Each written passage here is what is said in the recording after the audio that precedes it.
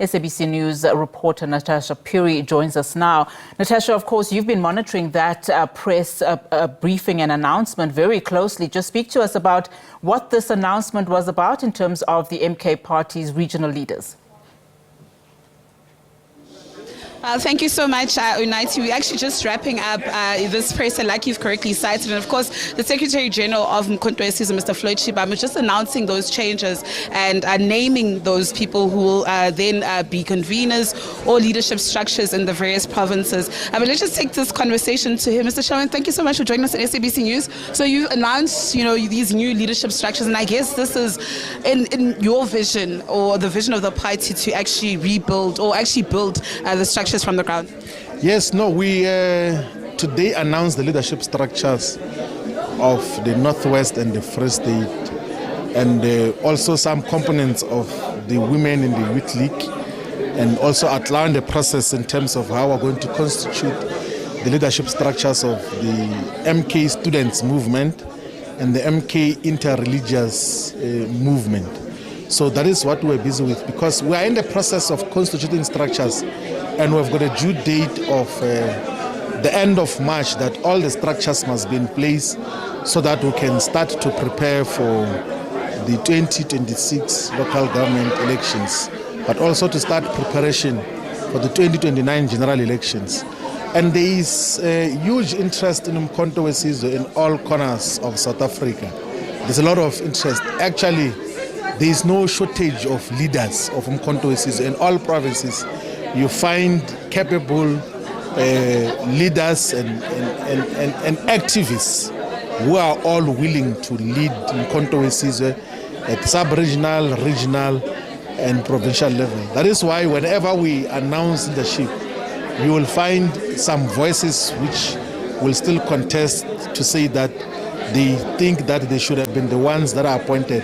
And several of those instances happen because we are spoiled with the number of people who can lead, and they know that they can lead. That is why when we are about to announce leadership, we engage first in an intense organic process that involves everyone in terms of the whole process. But also, we get to separate those who lead in parliament and those who lead the organization. So those who lead the Umkhonto weSizwe at the regional, at provincial, and national level are not going to be deployed in parliaments or councils or legislatures, because they must have full-time dedication on the work of the organization. That is a process that we're engaged in thus far. We also addressed other issues, the elephant in the room, the issue of uDuduzile Zuma Sambutla, who's also a member of MK Party, those slurs that she, hurled at you. She's since apologized, but we do understand that there's a disciplinary process that is now underway. And of course, as an MK Party, your DSG had reiterated that because she is, President Jacob Zuma, former President Jacob Zuma's daughter, she won't be favored, for lack of better words, but I mean, she needs to go and she needs to actually toe the line in terms of the MK Party constitution. I think you could have noticed that I did not respond to all issues that relate to our member of MK, Duduzile Zuma, because it involves me. I don't want to contaminate the process. The DSG is the correct person to answer all those questions. But also, Feli, you also spoke and you said you hold no grudges against anybody. So like that is as far as I can go. I think that I have stated that myself as a person, it doesn't matter who insults me, who says what about me. I don't really get to be offended by anything, because I know that leadership responsibilities come with such. There are so many people who say all sorts of things about us every day, everywhere. And this is what I said earlier, that we learn from President Jacob Zuma, that there are so many things that are said about him, but he remains focused, he retains the composure, he knows what he's doing in terms of the work of the organization, in terms of guiding everyone, in terms of calling for the unification of all the progressive forces. So that is what defines all of us now, that if we're going to be easily offended, we're not going to be able to run an organization which otherwise is having and will have some teething problems. You know, for a new organization where you are now combining cultures and different traditions from different organizations, but also where you have to subdue individual interest and aspirations to organizational and collective interest.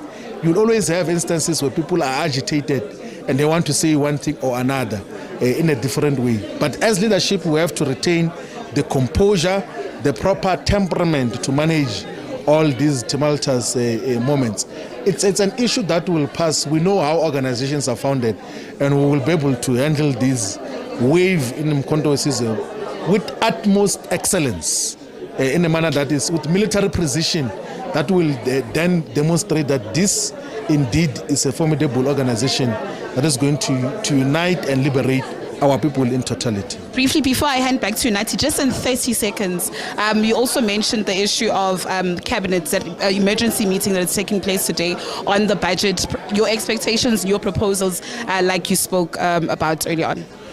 Look, one, the manner in which the revenue shortfalls have to be dealt with now in South Africa is primarily on three bases. One is that the manner in which we finance infrastructure development in South Africa has to fundamentally change. We need to pursue the build, operate, transfer model.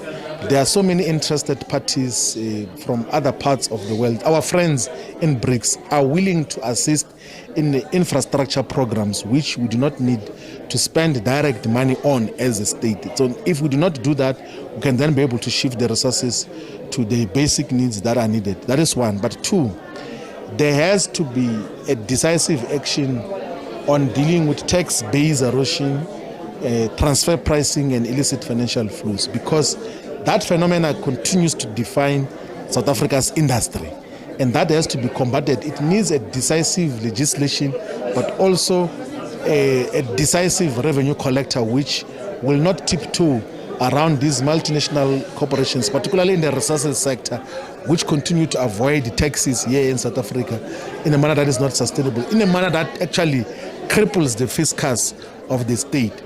The third component of what has to be dealt with has to do with the revenue leakages at municipal, provincial, and national level. There has to be better and efficient systems for optimal revenue collection so that we do not have to bail out Eskom, because if Eskom were to optimally collect the revenue that is due to it, it was going to be able to sustain itself without reliance on the national fiscus. So that is basically what we're saying should happen moving forward. But we hope that there will be some solution, but we are fully opposed to the increase of value-added tax, because that is going to impact mostly on poor people who are already suffering from the high cost of living, the high cost of basic food items. Mr. Shivambu, thank you so much for your time. That was the Secretary General of the official opposition of Umkhonto weSizwe. Now, just wrapping up the main tenets of today's briefing, and of course also addressing other pertinent issues like this emergency meeting of cabinet today on the budget, and of course other internal issues like we actually raised earlier on. With that said, it's back to you in studio.